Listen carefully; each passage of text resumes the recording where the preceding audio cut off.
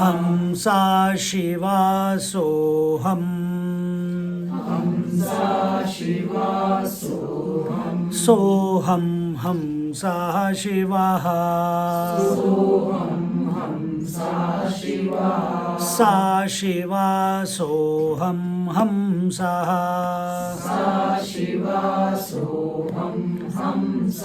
हंसा शिवा सोहम् हंसा शिवा सोहम् सोहम् हंसा शिवः हंसा शिवः सा शिवा सोहम् हंसः हंसा हंसा शिवा सोहम् सोहम् सोहम् हंसा शिवः सा शिवा सोहम् हंसः हंसा शिवा सोहम् सोहम् हंसा शिवः सा शिवा सोहम् हंसः हंसा शिवा सोहम् सोहम् हंसा शिवः सा शिवा सोहम् हंसः हंसा शिवा सोहम् सोहम् हंसा शिवः सा शिवा सोहम् हंसः हंसा शिवा सोहम् सोहम् हंसा शिवः सा शिवा सोहम् हंसः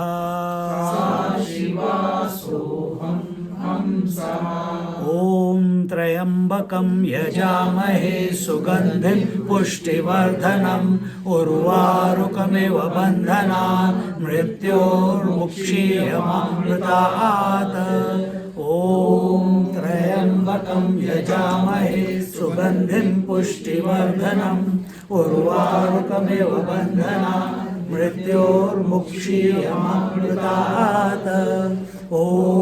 त्र्यम्बकं यजामहे सुगन्धिं पुष्टिवर्धनम्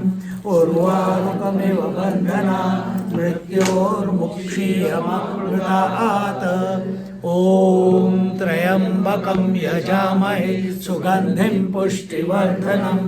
उर्वारुकमिव बन्धनान् मृत्योर्मुक्षीयमामृतात्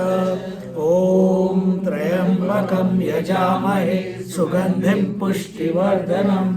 उर्वारुकमिव बन्धनान् मृत्योर्मुक्षीयमामृतात् ॐ त्र्यम्बकं यजामहे सुगन्धिं पुष्टिवर्धनम् उर्वारुकमिव बन्धनान् मृत्योर्मुक्षीयमामृतात् ॐ त्र्यम्बकं यजामहे सुगन्धिं पुष्टिवर्धनम् उर्वारुकमिव बन्धनान् मृत्योर्मुक्षीयमामृतात् ॐ त्र्यम्बकं यजामहे सुगन्धिं पुष्टिवर्धनम् उर्वारुकमिव बन्धनान् मृत्योर्मुक्षीयमामृतात् ॐ त्र्यम्बकं यजामहे सुगन्धिं पुष्टिवर्धनम् उर्वारुकमिव बन्धनान् मृत्योर्मुक्षीयमामृतात् ॐ त्र्यम्बकं यजामहे सुगन्धिं पुष्टिवर्धनम् उर्वारुकमिव बन्धनान् मृत्योर्मुक्षीयमामृतात् ॐ त्र्यम्बकं यजामहे सुगन्धिं पुष्टिवर्धनम् उर्वारुकमिव बन्धनान् मृत्योर्मुक्षीयमामृतात् ॐ त्र्यम्बकं यजामहे सुगन्धिं पुष्टिवर्धनम् उर्वारुकमिव बन्धनान् मृत्योर्मुक्षीयमामृतात् ॐ त्र्यम्बकं यजामहे सुगन्धिं पुष्टिवर्धनम् उर्वारुकमिव बन्धनान् मृत्योर्मुक्षीयमामृतात् ॐ त्र्यम्बकं यजामहे सुगन्धिं पुष्टिवर्धनम् उर्वारुकमिव बन्धनान् मृत्योर्मुक्षीयमामृतात् ॐ त्र्यम्बकं यजामहे सुगन्धिं पुष्टिवर्धनम् उर्वारुकमिव बन्धनान् मृत्योर्मुक्षीयमामृतात् ॐ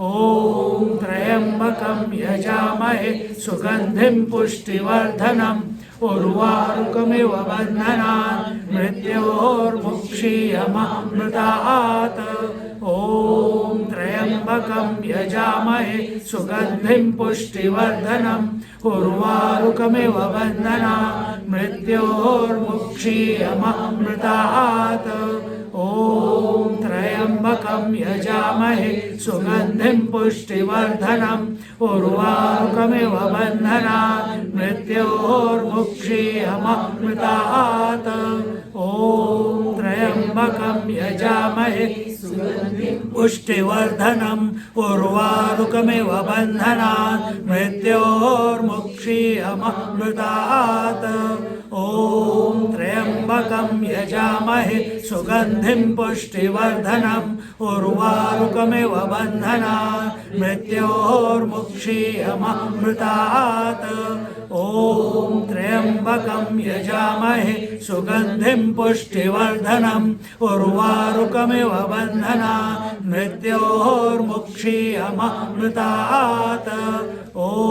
त्र्यम्बकं यजामहे सुगन्धिं पुष्टिवर्धनम् उर्वारुकमिव बन्धनान् मृत्योर्मुक्षीयमामृतात् ॐ त्र्यम्बकं यजामहे सुगन्धिं पुष्टिवर्धनम् उर्वारुकमिव बन्धनान् मृत्योर्मुक्षीयमामृतात् ॐ त्र्यम्बकं यजामहे सुगन्धिं पुष्टिवर्धनम् उर्वारुकमिव बन्धनान् मृत्योर्मुक्षीयमामृतात् ॐ त्र्यम्बकं यजामहे सुगन्धिं पुष्टिवर्धनम् उर्वारुकमिव बन्धनान् मृत्योर्मुक्षीयमामृतात् ॐ त्र्यम्बकं यजामहे सुगन्धिं पुष्टिवर्धनम् उर्वारुकमिव बन्धनान् मृत्योर्मुक्षीयमामृतात् ॐ त्र्यम्बकं यजामहे सुगन्धिं पुष्टिवर्धनम् उर्वारुकमिव बन्धनान् मृत्योर्मुक्षीयमामृतात् ॐ त्र्यम्बकं यजामहे सुगन्धिं पुष्टिवर्धनम् उर्वारुकमिव बन्धनान् मृत्योर्मुक्षीयमामृतात् ॐ त्र्यम्बकं यजामहे सुगन्धिं पुष्टिवर्धनम् उर्वारुकमिव बन्धनान् मृत्योर्मुक्षीयमामृतात् ॐ त्र्यम्बकं यजामहे सुगन्धिं पुष्टिवर्धनम् उर्वारुकमिव बन्धनान् मृत्योर्मुक्षीयमामृतात् ॐ त्र्यम्बकं यजामहे सुगन्धिं पुष्टिवर्धनम् उर्वारुकमिव बन्धनान् मृत्योर्मुक्षीयमामृतात् ॐ ॐ त्र्यम्बकं यजामहे सुगन्धिं पुष्टिवर्धनम् उर्वारुकमिव बन्धनात् मृत्योर्मुक्षीयमामृतात् ॐ त्र्यम्बकं यजामहे सुगन्धिं पुष्टिवर्धनम् उर्वारुकमिव बन्धनात् मृत्योर्मुक्षीयमामृतात् ॐ त्र्यम्बकं यजामहे सुगन्धिं पुष्टिवर्धनम् उर्वारुकमिव बन्धनात् मृत्योर्मुक्षीयमामृतात् ॐ त्र्यम्बकं यजामहे सुगन्धिं पुष्टिवर्धनम् उर्वारुकमिव बन्धनात् मृत्योर्मुक्षीयमामृतात् ॐ त्र्यम्बकं यजामहे सुगन्धिं पुष्टिवर्धनम् उर्वारुकमिव बन्धनात् मृत्योर्मुक्षीयमामृतात् ॐ त्र्यम्बकं यजामहे सुगन्धिं पुष्टिवर्धनम् उर्वारुकमिव बन्धनात् मृत्योर्मुक्षीयमामृतात् ॐ त्र्यम्बकं यजामहे सुगन्धिं पुष्टिवर्धनम् उर्वारुकमिव बन्धनात् मृत्योर्मुक्षीयमामृतात् ॐ त्र्यम्बकं यजामहे सुगन्धिं पुष्टिवर्धनम् उर्वारुकमिव बन्धनात् मृत्योर्मुक्षीयमामृतात् ॐ त्र्यम्बकं यजामहे सुगन्धिं पुष्टिवर्धनम् उर्वारुकमिव बन्धनात् मृत्योर्मुक्षीयमामृतात् ॐ त्र्यम्बकं यजामहे सुगन्धिं पुष्टिवर्धनम् उर्वारुकमिव बन्धनात् मृत्योर्मुक्षीयमामृतात् ॐ त्र्यम्बकं यजामहे सुगन्धिं पुष्टिवर्धनम् उर्वारुकमिव बन्धनात् मृत्योर्मुक्षीयमामृतात् ॐ त्र्यम्बकं यजामहे सुगन्धिं पुष्टिवर्धनम् उर्वारुकमिव बन्धनात् मृत्योर्मुक्षीयमामृतात् ॐ त्र्यम्बकं यजामहे सुगन्धिं पुष्टिवर्धनम् उर्वारुकमिव बन्धनात् मृत्योर्मुक्षीयमामृतात् ॐ त्र्यम्बकं यजामहे सुगन्धिं पुष्टिवर्धनम् उर्वारुकमिव बन्धनात् मृत्योर्मुक्षीयमामृतात् ॐ त्र्यम्बकं यजामहे सुगन्धिं पुष्टिवर्धनम् उर्वारुकमिव बन्धनात् मृत्योर्मुक्षीयमामृतात् ॐ त्र्यम्बकं यजामहे सुगन्धिं पुष्टिवर्धनम् उर्वारुकमिव बन्धनात् मृत्योर्मुक्षीयमामृतात् ॐ त्र्यम्बकं यजामहे सुगन्धिं पुष्टिवर्धनम् उर्वारुकमिव बन्धनात् मृत्योर्मुक्षीयमामृतात् ॐ त्र्यम्बकं यजामहे सुगन्धिं पुष्टिवर्धनम् उर्वारुकमिव बन्धनात् मृत्योर्मुक्षीयमामृतात् ॐ त्र्यम्बकं यजामहे सुगन्धिं पुष्टिवर्धनम् उर्वारुकमिव बन्धनात् मृत्योर्मुक्षीयमामृतात् ॐ त्र्यम्बकं यजामहे सुगन्धिं पुष्टिवर्धनम् उर्वारुकमिव बन्धनात् मृत्योर्मुक्षीयमामृतात् ॐ त्र्यम्बकं यजामहे सुगन्धिं उर्वारुकमिव बन्धनात् मृत्योर्मुक्षीयमामृतात् ॐ त्र्यम्बकं यजामहे सुगन्धिं पुष्टिवर्धनम् उर्वारुकमिव बन्धनात् मृत्योर्मुक्षीयमामृतात् ॐ त्र्यम्बकं यजामहे सुगन्धिं पुष्टिवर्धनम् उर्वारुकमिव बन्धनात् मृत्योर्मुक्षीयमामृतात् ॐ त्र्यम्बकं यजामहे सुगन्धिं पुष्टिवर्धनम् उर्वारुकमिव बन्धनात् मृत्योर्मुक्षीयमामृतात् ॐ त्र्यम्बकं यजामहे सुगन्धिं पुष्टिवर्धनम् उर्वारुकमिव बन्धनान् मृत्योर्मुक्षीयमामृतात् ॐ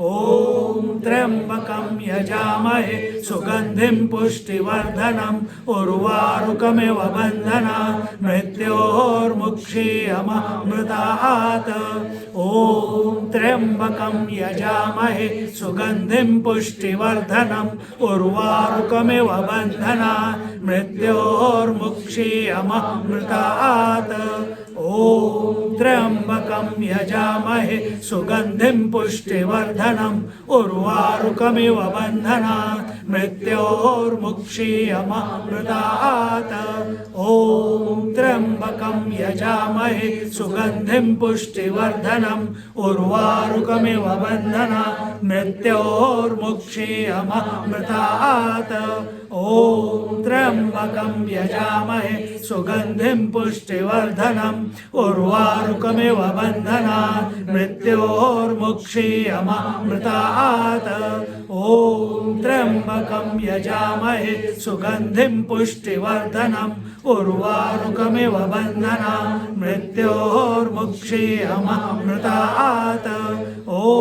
त्र्यम्बकं यजामहे सुगन्धिं पुष्टिवर्धनम् उर्वारुकमिव बन्धनान् मृत्योर्मुक्षीयमामृतात्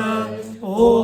त्र्यम्बकं यजामहे सुगन्धिं पुष्टिवर्धनम् उर्वारुकमिव बन्धनान् मृत्योर्मुक्षीयमामृतात् ॐ त्र्यम्बकं यजामहे सुगन्धिं पुष्टिवर्धनम् उर्वारुकमिव बन्धनान् मृत्योर्मुक्षीयमामृतात् ॐ त्र्यम्बकं यजामहे सुगन्धिं पुष्टिवर्धनम् उर्वारुकमिव बन्धनान् मृत्योर्मुक्षीयमामृतात् ॐ त्र्यम्बकं यजामहे सुगन्धिं पुष्टिवर्धनम् उर्वारुकमिव बन्धनान् मृत्योर्मुक्षीयमामृतात् ॐ त्र्यम्बकं यजामहे सुगन्धिं पुष्टिवर्धनम् उर्वारुकमिव बन्धनान् मृत्योर्मुक्षीयमामृतात् ॐ त्र्यम्बकं यजामहे सुगन्धिं पुष्टिवर्धनम् उर्वारुकमिव बन्धनान् मृत्योर्मुक्षीयमामृतात् ॐ त्र्यम्बकं यजामहे सुगन्धिं पुष्टिवर्धनम् उर्वारुकमिव बन्धनान् मृत्योर्मुक्षीयमामृतात् ॐ त्र्यम्बकं यजामहे सुगन्धिं पुष्टिवर्धनम् उर्वारुकमिव बन्धनान् मृत्योर्मुक्षीयमामृतात् ॐ त्र्यम्बकं यजामहे सुगन्धिं पुष्टिवर्धनम् उर्वारुकमिव बन्धनान् मृत्योर्मुक्षीयमामृतात् ॐ त्र्यम्बकं यजामहे सुगन्धिं पुष्टिवर्धनम् उर्वारुकमिव बन्धनान् मृत्योर्मुक्षीयमामृतात् ॐ त्र्यम्बकं यजामहे सुगन्धिं पुष्टिवर्धनम् उर्वारुकमिव बन्धनान् मृत्योर्मुक्षीयमामृतात् ॐ त्र्यम्बकं यजामहे सुगन्धिं पुष्टिवर्धनम् उर्वारुकमिव बन्धनान् मृत्योर्मुक्षीयमामृतात् ॐ त्र्यम्बकं यजामहे सुगन्धिं पुष्टिवर्धनम् उर्वारुकमिव बन्धनान् मृत्योर्मुक्षीयमामृतात् ॐ त्र्यम्बकं यजामहे सुगन्धिं पुष्टिवर्धनम् उर्वारुकमिव बन्धनान् मृत्योर्मुक्षीयमामृतात् ॐ त्र्यम्बकं यजामहे सुगन्धिं पुष्टिवर्धनम् उर्वारुकमिव बन्धनान् मृत्योर्मुक्षीयमामृतात् ॐ त्र्यम्बकं यजामहे सुगन्धिं पुष्टिवर्धनम् उर्वारुकमिव बन्धनात् मृत्योर्मुक्षीयमामृतात् ॐ त्र्यम्बकं यजामहे सुगन्धिं पुष्टिवर्धनम् उर्वारुकमिव बन्धनान् मृत्योर्मुक्षीयमामृतात् ॐ त्र्यम्बकं यजामहे सुगन्धिं पुष्टिवर्धनम् उर्वारुकमिव बन्धनान् मृत्योर्मुक्षीयमामृतात् ॐ त्र्यम्बकं यजामहे सुगन्धिं पुष्टिवर्धनम् उर्वारुकमिव बन्धनान् मृत्योर्मुक्षीयमामृतात्. Sit quietly.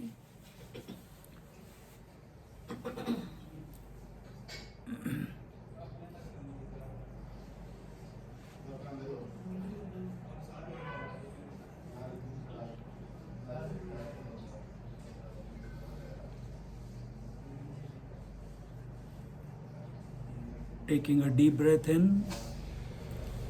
and bringing your attention to the top of your head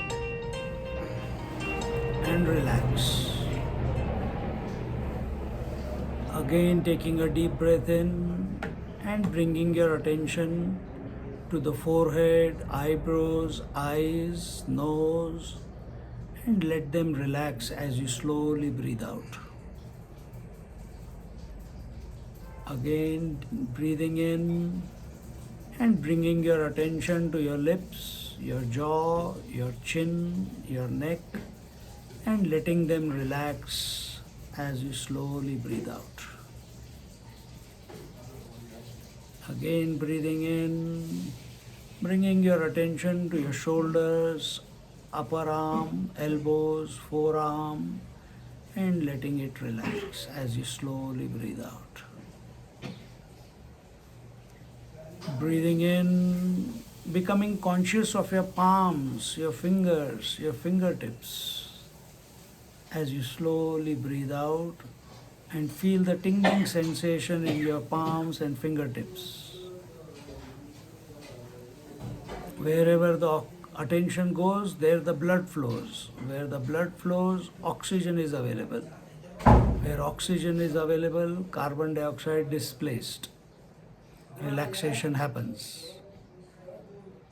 Again, taking a deep breath in and becoming conscious of your chest, your abdomen, and your lower abdomen, and relax. Again, breathing in, becoming aware of your back, upper back, middle back, lower back, and letting it relax as you slowly breathe out.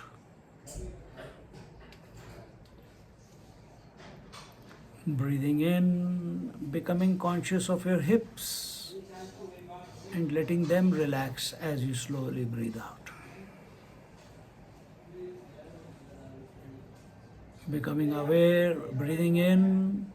and becoming aware of your thighs and your knees from all the sides, and let them relax as you breathe out slowly. Breathing in, becoming conscious of your calf muscles, your shin bone, your ankle, and letting them relax as you breathe out slowly. Breathing in and becoming attentive of your toes, your heels, the soles of your feet,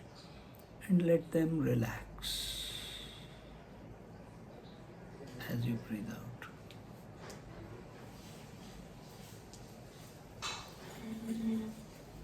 Now taking a deep breath in, and while breathing out, scan your body from head, forehead, face, neck, chest, abdomen, thighs, knees, feet, and out.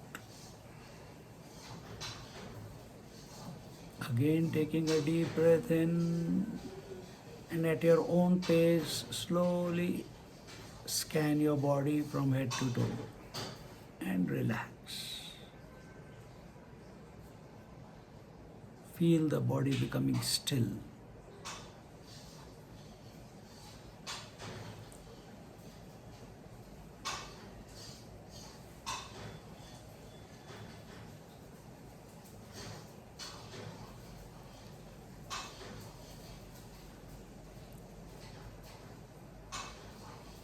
You can bring your attention to where your skin meets the space outside. The body will become still.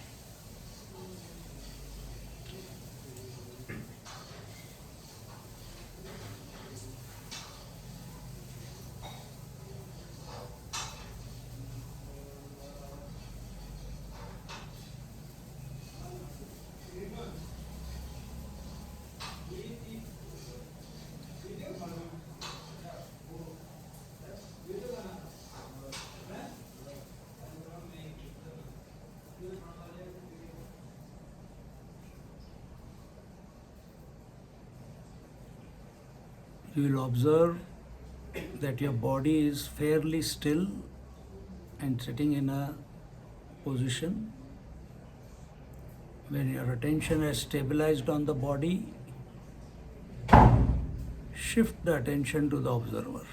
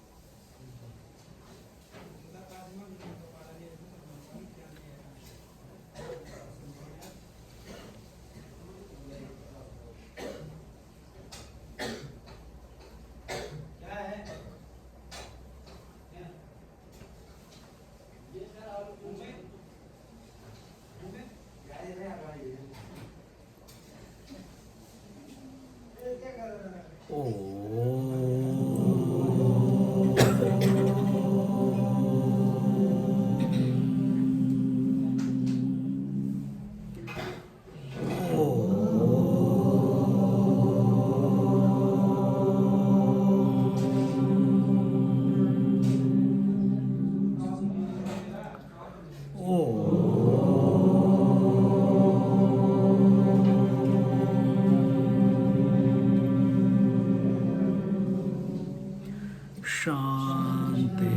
शांति शांति। हरि ओम श्री गुरुभ्यो नमः। हरि ओम। बोलो गंगा मैया की जय, भागीरथी माता की जय।